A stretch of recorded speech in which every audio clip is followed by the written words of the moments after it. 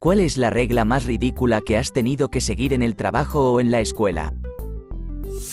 Mi jefe creía que las personas en un taller de reparación de aeronaves estaban utilizando guantes de nitrilo demasiado rápido o que, en realidad, estaban sustraéndolos.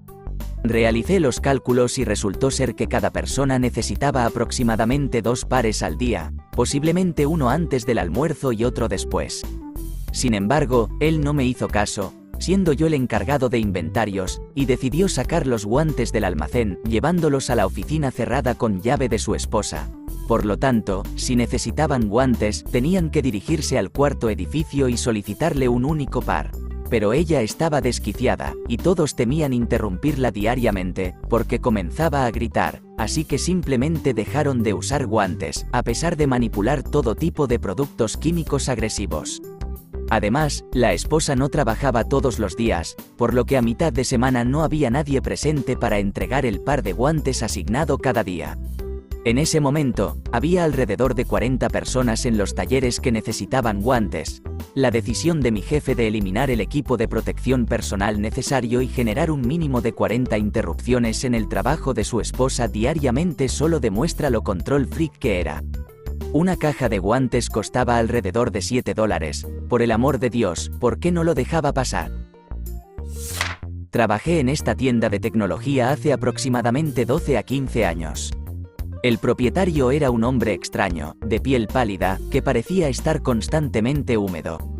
Tenían una pequeña fachada y un taller de reparación en la parte trasera que daba al área de ventas.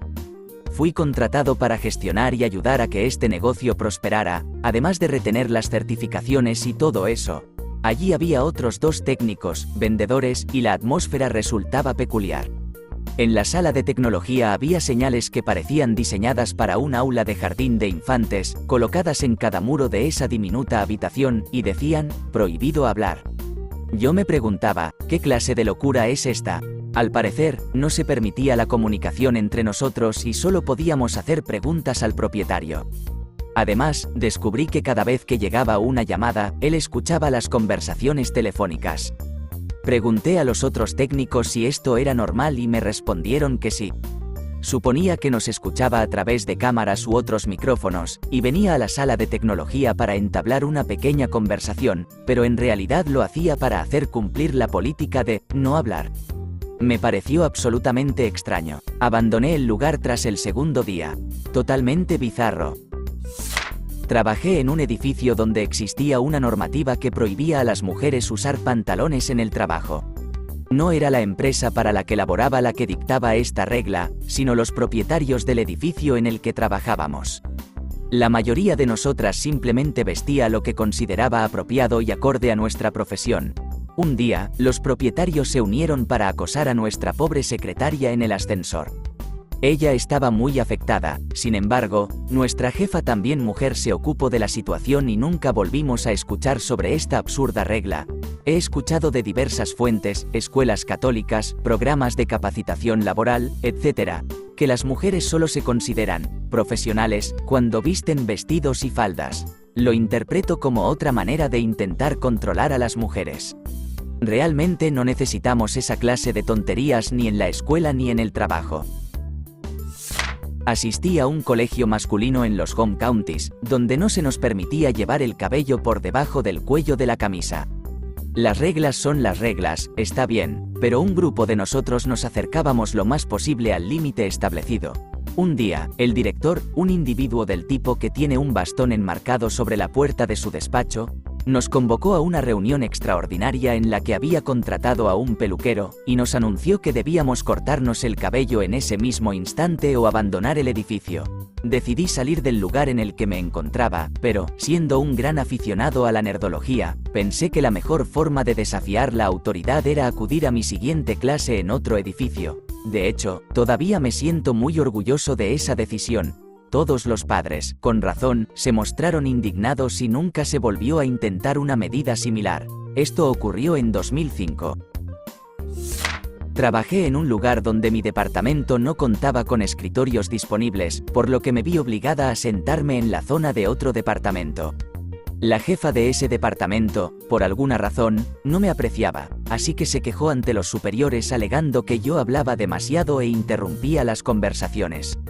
Literalmente, solo saludé a las personas que ingresaban y en una ocasión respondí a una pregunta que ella había planteado al grupo. Para evitar que la dirección decidiera prescindir de mis servicios, mi supervisora tuvo que venir a decirme que no hablara con ninguna persona a menos que me dirigieran la palabra primero, y que no respondiera a ninguna pregunta a menos que me las formularan específicamente por mi nombre. Pasé semanas sentada en su departamento sin que nadie me dirigiera la palabra, hasta que mi supervisora logró trasladar mi escritorio de regreso a su área.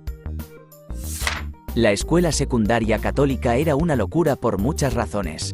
Estas no eran normas generales de la institución, pero eran absurdas. En una de las clases, el profesor también era el entrenador de fútbol. Si bosteceabas sin cubrirte la boca, debías permanecer de pie en la puerta, mirando hacia el pasillo y bostezando mientras cubrías tu boca tantas veces como el maestro lo exigiera. Si el clima era agradable, te enviaban al campo de fútbol para ahuyentar a los gansos. Su aula daba al campo de fútbol. Si te sorprendían masticando chicle en la clase de francés, debías colocarte el chicle en la nariz y pararte en un pie junto a tu escritorio. Los estudiantes eran asignados a una aula de homeroom. Cada semana, 2 alumnos eran responsables de limpiar las pizarras, sacar la basura, reordenar los escritorios, etc. Aunque pueda parecer absurdo, esto fomentaba el carácter. Tenías la oportunidad de conectarte con un compañero de clase y con el profesor, mientras te enorgullecías del trabajo de limpieza. Mi mejor amigo tenía un increíble profesor de homeroom y yo incluso me ofrecía como voluntaria para ayudarle durante su semana de limpieza. El maestro fue un gran mentor para ambos, y hasta nos daba valiosos consejos y, de vez en cuando, un caramelo como recompensa. He tenido algunas experiencias laborales bastante desagradables, caracterizadas por reglas extrañas. No se me permitía beber agua durante el trabajo, y esto ocurrió en la época más calurosa del verano mientras laboraba en un invernadero a 45 grados Celsius. En un trabajo en un almacén, no se me autorizaba a consumir Red Bull durante mis descansos. En otro empleo en un almacén, se prohibía hablar en horas de trabajo y tampoco estaba permitido sentarse, a pesar de que eso no habría afectado a las tareas, desembalaje, escaneo y etiquetado de productos. Permanecer de pie durante 8 horas al día es horrible. Prefería los días en los que trabajaba en otra parte del edificio y caminaba más de 25 kilómetros diarios. Estoy muy contenta de haber decidido regresar a la universidad tras unos años de trabajos poco satisfactorios. No teníamos descansos para ir al baño. Al principio, en la escuela, debido a que un grupo de estudiantes usaba vapeadores allí, toda la institución solo podía utilizar el baño entre clases o en la hora del almuerzo. Conozco a varias personas que se orinaron en los pantalones antes de que concluyera el día, ya que solo contábamos con aproximadamente 4 baños para toda la escuela, los cuales estaban abarrotados cada vez que había una oportunidad de utilizarlos. Más tarde, cuando trabajé en Lowe's, la única ocasión en la que podía ir al baño era cuando no estábamos ocupados, y tenía que informar a alguien que iba al baño. Sin embargo, siempre estábamos en plena actividad, y aun cuando solo necesitaba aliviarme, alguien sonaba mi teléfono de trabajo incesantemente en cuanto me ausentaba, puesto que el único baño estaba situado al otro extremo de la tienda desde donde trabajaba. Asistí a una escuela cristiana y tuvimos un día en el que vinieron otras escuelas cristianas locales. Se nos permitió vestir con vestidos adecuados para un domingo en lugar de nuestros uniformes. Como no poseía ningún vestido que fuera apropiado, opté por llevar una falda y una blusa. Fui enviada a la oficina del director y, posteriormente, tuve que pasar tiempo con los niños de jardín de infantes mientras mi padre traía mi uniforme para que me lo pusiera. El uniforme consistía en una falda larga de color caqui y una camiseta tipo polo, mucho menos elegante que lo que llevaba antes.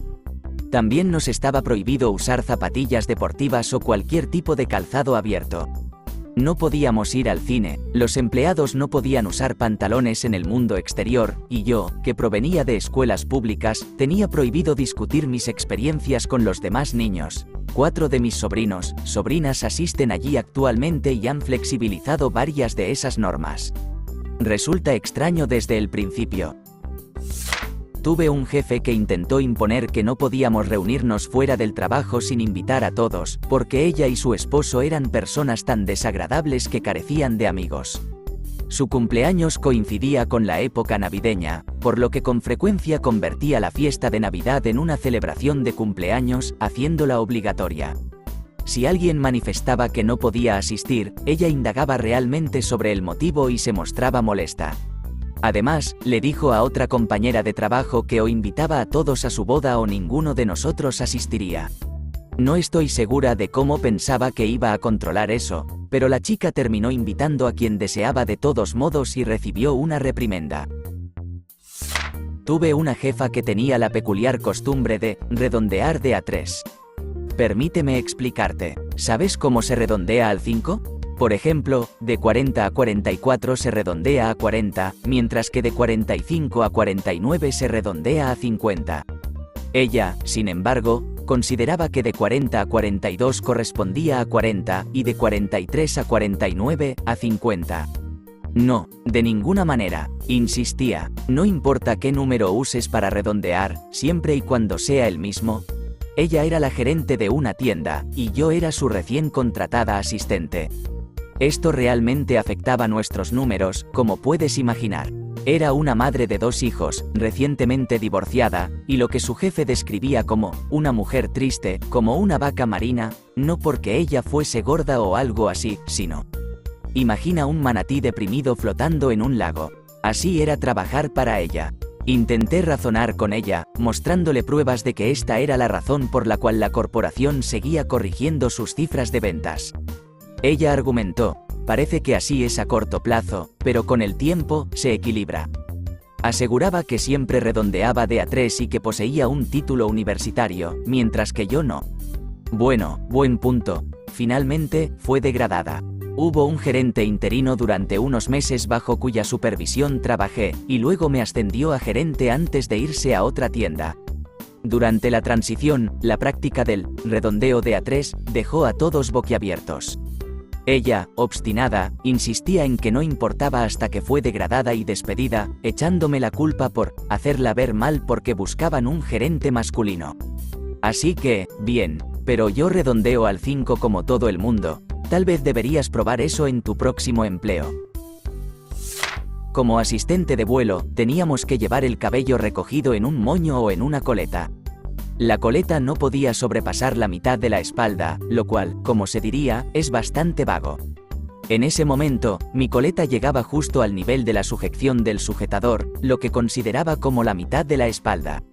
Una vez, una gerente subió al avión antes del embarque y ni siquiera se dignó a saludarme, simplemente exclamó: «Tu cabello debe estar recogido en un moño». ¿Perdón? Ahora, por favor. Me sentí totalmente confundida. Luego me informó que iba a redactar un informe por la longitud de mi coleta y que informaría a mi gerente.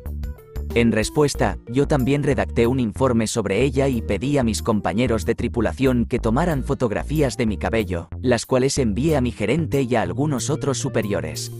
Al final, ella terminó comunicando a mi gerente que no llevaba el cabello recogido en absoluto, pero quedó expuesta porque ya había enviado las fotos. En resumen, fue una interacción ridícula, todo por una norma ambigua, y en el mejor de los casos, estaba discutiendo por menos de 1 centímetro de cabello. Esto es insignificante en el gran esquema de las cosas, pero tenía 17 años y fue la primera vez que me encontré con personas abusando de su autoridad y mostrando una arrogante falta de inteligencia. Trabajé durante el verano en una fábrica de Doritos de una marca menos conocida. Era una experiencia sorprendentemente relajante. Éramos 2 responsables de garantizar que la cantidad correcta de cajas se colocara en cada paleta destinada a los camiones, además de ayudar con la carga.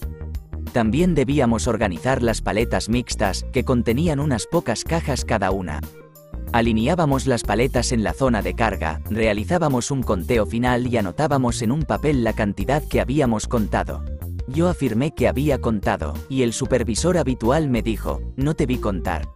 Le respondí: «Mira, 2×3×4 en la parte inferior, 2×3×2 en la parte superior, y 4 sueltas». Él replicó: «No, cuenta». Entonces comenzó a caminar y contar 1, 2, 3, 4, etc.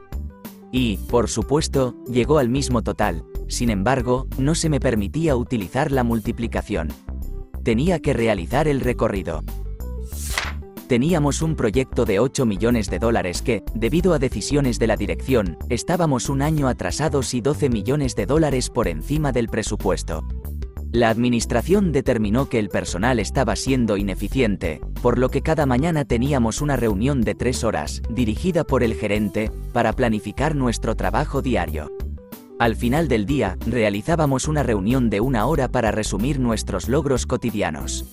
La asistencia era obligatoria. Además, debíamos mantenernos al corriente con todas las demás tareas y proyectos, de 4 a 6 horas de trabajo diarias. Aunque recibíamos un salario fijo, la mayoría de nosotros no ganaba lo suficiente como para estar exentos de horas extra, y el pago por horas extras no estaba permitido. Intentaron obligarnos a trabajar horas extras no remuneradas para aquellos que no eran elegibles para recibir dicha compensación, pero simplemente los ignoramos porque no podían despedirnos sin revelar que estaban desperdiciando 4 horas al día. 5 meses después, estábamos en realidad 9 meses más atrasados, ya que no cumplir con los plazos significaba que el trabajo debía rehacerse, el presupuesto debió aumentar en $10 millones, no habíamos logrado cumplir con 2 plazos de informes federales y corríamos el riesgo de perder la compensación de Medicaid, éramos una instalación de atención médica y esto constituía el 70% de nuestra financiación basada en pacientes. Crecí en Seattle. En la escuela, sonaba una campana. Bueno, en realidad era un timbre eléctrico, pero se le llamaba campana, y eso señalaba el final del recreo, indicando que era hora de regresar a clase. En medio del 4º grado, nos mudamos a California. Cuando sonaba la campana, se la denominaba campana de congelación, y debías permanecer inmóvil en la posición en la que te encontrabas hasta que uno de los maestros silbara, momento en el cual podías dirigirte a clase. Consideré que eso era bastante absurdo, y al mirar hacia atrás como adulta, no he cambiado de opinión. Luego, durante el almuerzo, estaba prohibido hablar en la cafetería. Teníamos que comer en un silencio absoluto. Me parecía aún más absurdo. Trabajé como reclutadora y consejera de admisiones en una universidad, y se nos exigía actualizar nuestro buzón de voz cada mañana con un nuevo mensaje que comenzara con la fecha del día. Además, esperaban que estuviéramos en nuestros escritorios al menos 15 minutos antes de que realmente comenzara la jornada laboral, antes de que comenzáramos a trabajar en horas pagadas, porque la jornada laboral inicia a las 8:30 de la mañana, y aparentemente encender el ordenador y actualizar el buzón de voz no se considera trabajo que deba ser remunerado. El horario del autobús me dejaba solo 10 minutos antes, y recibí reprimendas hasta que señalé que el control del horario del autobús pertenece al transporte público de la ciudad, no a mí. Trabajé en una pequeña empresa compuesta por 12 personas. La contadora, quien también se encargaba de recursos humanos y de la gestión de la oficina, era la novia del propietario. Se nos otorgaban 3 días de enfermedad y 10 días de vacaciones. Si deseabas hacer uso de un día de enfermedad, era necesario obtener su aprobación comunicándole el motivo. No se permitía el envío de mensajes de texto, debías realizar una llamada telefónica. En caso de que utilizaras un día de enfermedad o de vacaciones para asistir a una consulta médica, ella requería que le informaras sobre el tipo de médico que visitarías. Ella decidiría si esa era una razón válida para utilizar su tiempo por enfermedad. Uno de mis compañeros de trabajo se vio obligado a mentir porque no quería confesarle que llevaba a uno de sus hijos a terapia tras su divorcio. ¿Te gustó el video? Regálanos un me gusta, deja tu comentario y suscríbete para que así no te pierdas de los nuevos videos que subimos todos los días.